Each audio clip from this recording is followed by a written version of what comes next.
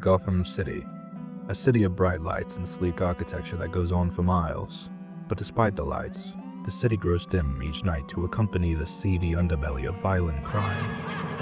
When the sound of gunfire fills the air, when the women and children are forced to hide away, there is only one shining beacon in the city of darkness, and his name is the Batman.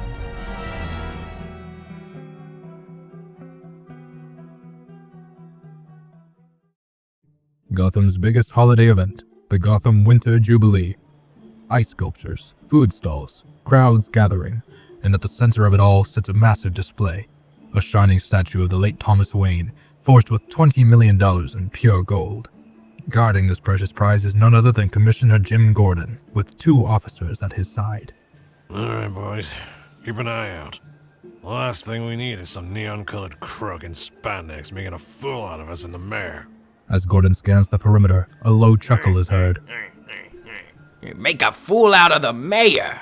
Now let's not be preposterous. Standing in front of the officers is none other than Oswald Cobblepot, a stout little man wearing the finest tuxedo and top hat dirty money can buy, grinning from ear to ear with a cigarette holder between his teeth. Afternoon, officers. Don't mind me. Just adoring this lovely new gala that's come to town. Admiring the merchandise. 6 feet back, Penguin. Oh, come now. Is a humble gentleman such as myself really so unwelcome during this joyous season? Very well. In the top-secret Batcave below Wayne Manor, Batman and Alfred are reviewing the footage of Oswald's unexpected visit to the Winter Jubilee. Sir, is that gentleman, Mr. Cobblepot, truly ill-intentioned? For such an odious rogue, he's quite well-mannered. He's planning something. As Bruce enlarges the footage, he notices Penguin tapping his umbrella rhythmically near the display platform. Morse code. Let's do a translation scan. With a low hum, the large monitor on the Bat computer reveals a suspicious message. Prepare for tonight. He's sending out orders. As night falls, the Winter Jubilee is in full swing, with our hero Batman crouched upon the rooftops observing the joyous festivities.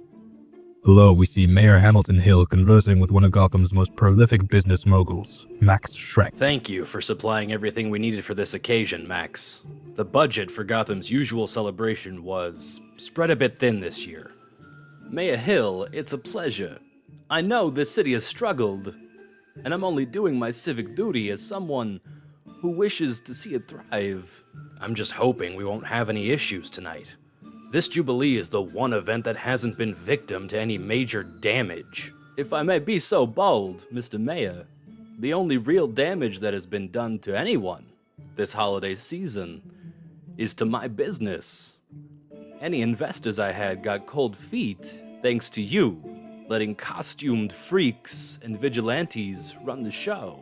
All of a sudden, a scream pierces the cheerful celebration as several well-dressed henchmen in ski masks fire off their guns into the air, with none other than the Penguin rushing towards the mayor's podium. My fellow Gothamites, I wish you all the grandest of tidings, but unfortunately this old bird has to bring his grand prize back to the nest. Quick! Surround the exits! Get Bullet to send in extra reinforcements! They're armed and dangerous! You heard him. Get those exits covered. Among the chaos and panicked guests, Penguin's men manage to break the statue of Thomas Wayne off its pedestal, hauling it into an armored truck that speeds off into the night.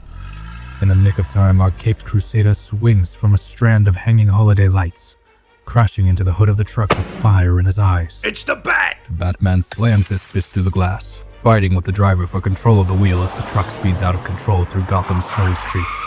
The truck eventually topples over, skidding across the frosty road into a brick wall. Useless. Absolutely useless. Looks like your men are down, Oswald.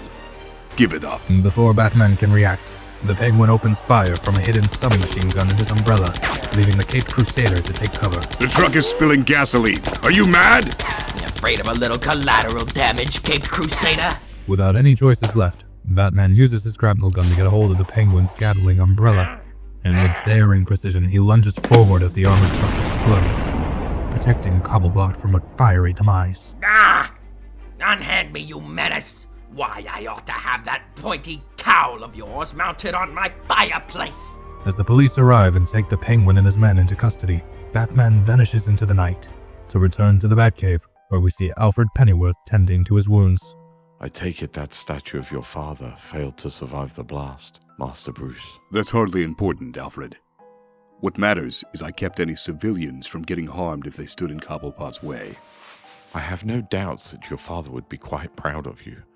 He was never one for such displays of vanity anyhow. I can only hope so. As Gotham's holiday season comes to a close, the Batman's war against crime marches on. Tune in next time for another exciting adventure, and remember that in Gotham City, crime never pays.